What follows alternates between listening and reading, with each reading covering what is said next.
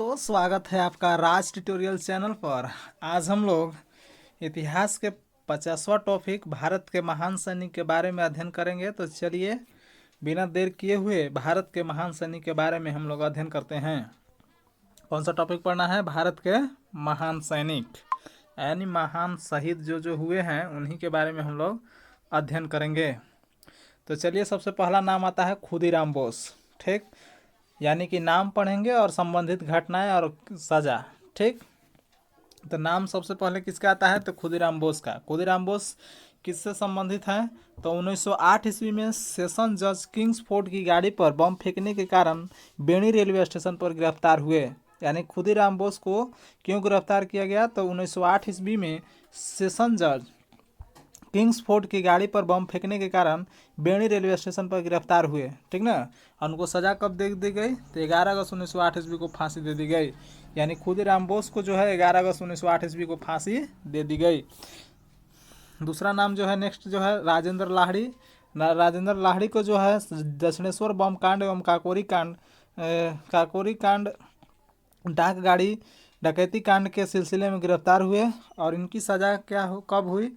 तो 17 दिसंबर 1927 ईस्वी को गोंडा जेल में इन्हें फांसी दे दी गई।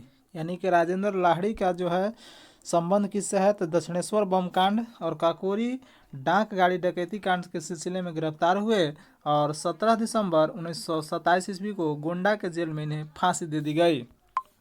नेक्स्ट हैं राम प्रसाद बिस्मिल। राम प्रसाद बिस्मिल जो है मैनपुरी षड्यंत्र एवं काकोरी कांड का योजनाकार।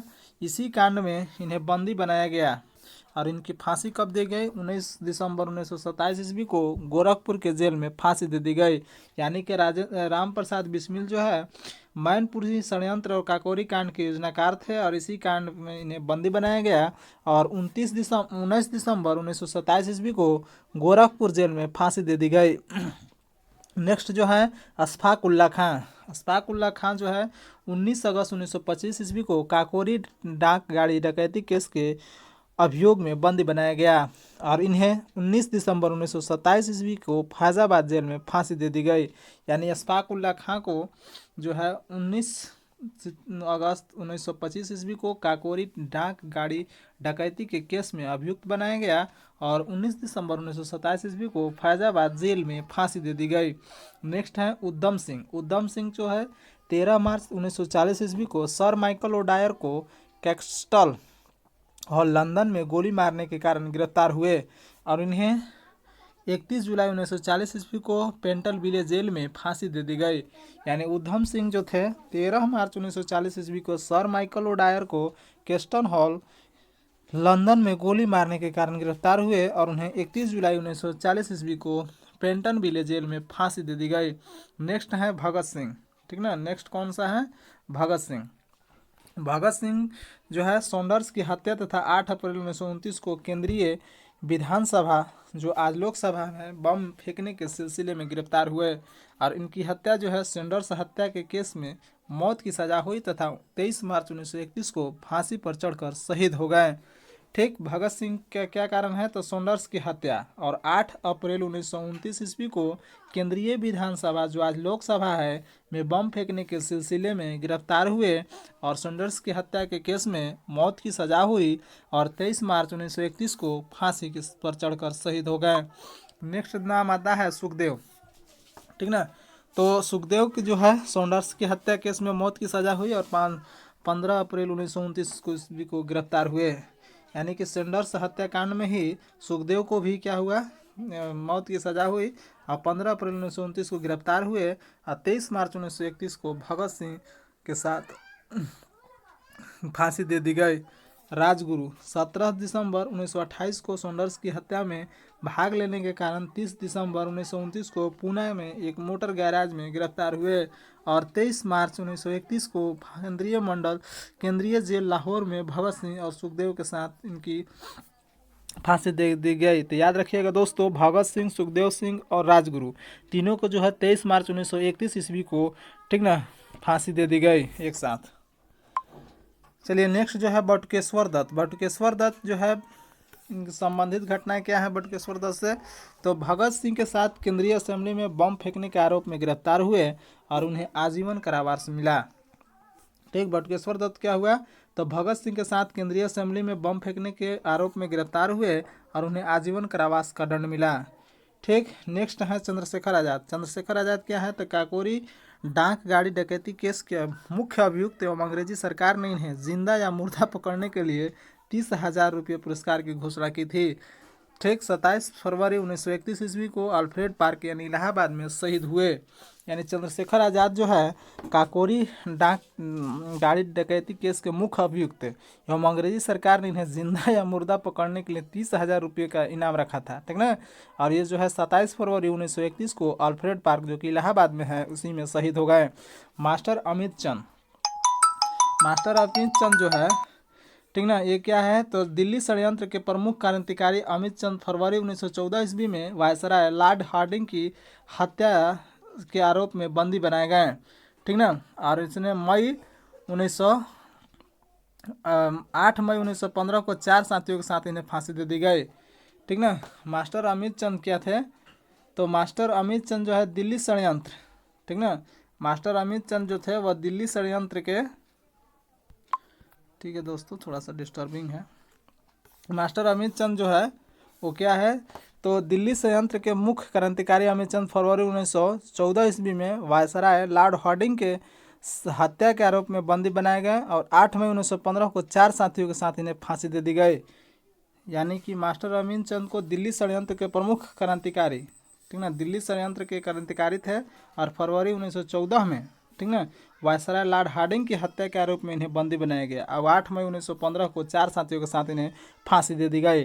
अवध बिहारी बोस, नेक्स्ट कौन है, अवध बिहारी बोस। अवध बिहारी बोस भी दिल्ली षड्यंत्र केस के एवं लाहौर बम कांड के आरोप में भी फरवरी 1914 में इन्हें बंदी बनाया गया और 8 मई 1915 को फांसी दे दी गई। ठीक ना, क्या है, अवध बिहारी बोस को क्या हुआ, तो दिल्ली षड्यंत्र केस एवं लाहौर बम कांड के आरोप में फरवरी 1914 में इन्हें बंदी बनाया गया और 8 मई 1915 को फांसी दे दी गई। आते हैं नेक्स्ट जो है दामोदर चापेकर। ठीक ना, अब 22 जून 1897 को प्लेग कमिश्नर रेंड और लेफ्टिनेंट एक्टर्स की हत्या के सिलसिले में अपने भाइयों के साथ गिरफ्तार हुए। नोट, रेंड से एस्टर्ट की हत्या यूरोपियों की प्रथम राजनीतिक हत्या थी। ठीक, तो इन्हें क्या हुआ, 18 अप्रैल 1898 में फांसी के तख्ते पर चढ़कर शहीद हो गए और इनके भाई बालकृष्ण चापेकर को 12 मई 1899 ईस्वी तथा वासुदेव चापेकर को 8 मई 1899 को फांसी पर लटका दिया गया। यानी चापेकर बंधुओं जो थे इनको क्यों पकड़ा गया, दामोदर चापेकर को क्यों पकड़ा गया, तो 22 जून 1897 ईस्वी को प्लेग कमिश्नर रेंड और लेफ्टिनेंट एस्टर्ट की हत्या के सिलसिले में अपने भाइयों के साथ गिरफ्तार हुए। यानी जितने भाई थे तीनों क्या हो गए, गिरफ्तार हो गए। ठीक ना, बालकृष्ण चापेकर और वासुदेव चापेकर और अपने नाम था दामोदर चापेकर।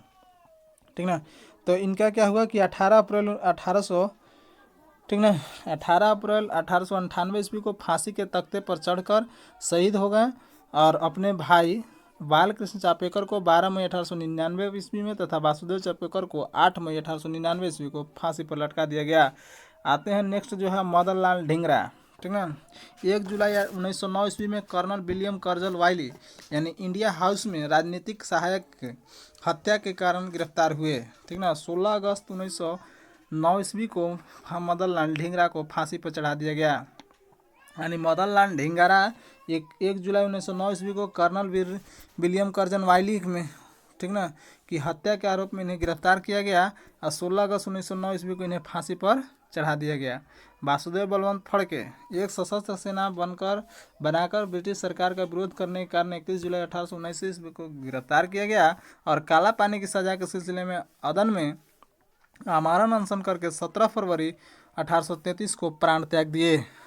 वासुदेव बलवंत फड़के को क्या हुआ कि एक सशस्त्र सेना बनाकर ब्रिटिश सरकार का विरोध करने के कारण 21 जुलाई 1879 ईस्वी को गिरफ्तार हुए और इन्होंने काला पानी की सजा के सिलसिले में अदन में आमरण अनशन किया, जिससे 17 फरवरी 1883 ईस्वी में इनकी मृत्यु हो गई। चलिए नेक्स्ट आते हैं करतार सिंह सराबा।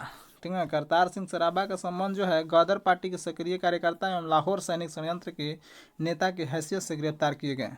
ठीक, 16 नवंबर 1915 ईस्वी को फांसी के तख्ते पर झूलते हुए शहीद हो गए। दोस्तों थोड़ा आज छोटा छोटा है, ठीक ना, जूम नहीं हो रहा है, चूँकि जूम होने के बाद जो है वो स्लाइड नहीं दिखाई देगा, इसलिए थोड़ा दोस्तों पढ़ रहे हैं, ठीक ना, अक्षर कम दिखाई देगा तो इसके लिए सॉरी। नेक्स्ट जो है वो अनंत काहरे। अनंत काहरे जो है, ठीक ना, नासिक और जैक्सन हत्याकांड के प्रमुख अभियुक्त होने के कारण बंदी बनाए गए हैं और 19 अप्रैल 1910 ईस्वी को इन्हें फांसी दे दी गई।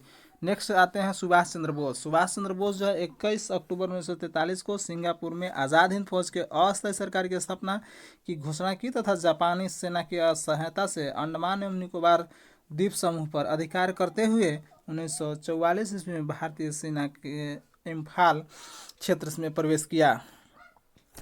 18 अगस्त इनका मृत्यु का क्या है, 18 अगस्त 1945 को वायुयान दुर्घटना में मृत्यु हो गई, परंतु इस दुर्घटना को अभी तक कोई प्रमाणिक नहीं माना गया है। दोस्तों यहाँ बहुत बड़ी घटना है, ठीक ना, सुभाष चंद्र बोस के जो है मृत्यु हो गई है, लेकिन अभी तक इसकी कोई प्रमाणिक घटना या प्रमाण नहीं मिला है कि वह वायुयान दुर्घटना में ही मृत्यु हुई है। तो एक बार फिर से पढ़ते हैं सुभाष चंद्र बोस को कि 21 अक्टूबर 1943 ईस्वी को सिंगापुर में आज़ाद भारत के अस्थायी सरकार की स्थापना की घोषणा तथा जापानी सेना की सहायता से अंडमान निकोबार समूह की सेना पर अधिकार करते हुए 1944 ईस्वी में, ठीक है, भारतीय सेना के इम्फाल क्षेत्र में प्रवेश किए। भारतीय सीमा के कहाँ प्रवेश किए, इम्फाल क्षेत्र में प्रवेश किए। लेकिन मृत्यु जो है 18 अगस्त 1945 को वायुयान दुर्घटना में हो गई, लेकिन अभी तक इसकी कोई प्रमाणिक नहीं माना गया है, ठीक ना, अभी भी इस दुर्घटना को प्रमाणिक नहीं माना गया है। नेक्स्ट आते हैं, नेक्स्ट कौन सा है, तो विष्णु गणेश पिंगल, ठीक ना, विष्णु गणेश पिंगल 23 मार्च 1915 ईस्वी को विस्फोटक बमों के साथ गिरफ्तार कर लिए गए और इनकी मृत्यु जो है 17 नवंबर 1915 को इन्हें फांसी दे दी गई, ठीक ना। विष्णु गणेश पिंगल को जो है 23 मार्च 1915 ईस्वी को विस्फोटक बमों के साथ गिरफ्तार कर लिए गए और 17 नवंबर 1915 को इन्हें फांसी दे दी गई। नेक्स्ट आते हैं ब्रजकिशोर चक्रवर्ती। ब्रजकिशोर चक्रवर्ती क्या है, तो मिदनापुर के जिला मजिस्ट्रेट ब्रज पर गोली चलाने के आरोप में 2 सितंबर 1933 ईस्वी को गिरफ्तार कर लिए गए और इनकी मृत्यु कब हुआ, तो 16 अक्टूबर 1934 को फांसी पर लटका दिए गए, ठीक ना। यानी ब्रजकिशोर चक्रवर्ती जो है मिदनापुर में जिला मजिस्ट्रेट ब्रज पर गोली चलाने के आरोप में 2 सितंबर 1933 को गिरफ्तार कर लिए गए और 26 अक्टूबर 1934 को इनको फांसी पर लटका दिया गया। नेक्स्ट आते हैं कुशल कुंवर, ठीक ना, कुशाल कुंवर है। कुशाल कुंवर का जो है संबंध किससे है, तो 9 अक्टूबर 1942 ईस्वी में ब्रिटिश सैनिक गाड़ी की पटरी से उतारने के संदेह में गिरफ्तार हुए।